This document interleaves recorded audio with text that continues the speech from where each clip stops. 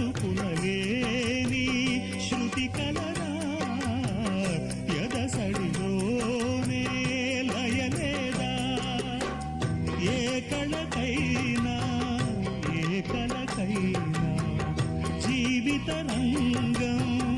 వేదిక కాదా ప్రజాధనం కాని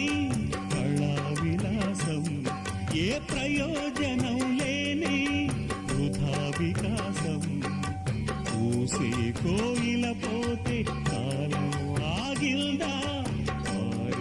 ఏనే పాడే మరో పదం రాదా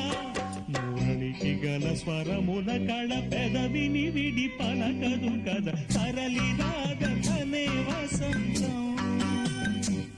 తన దరికి రాని వనాల కోసం గగనాల దాకా అలస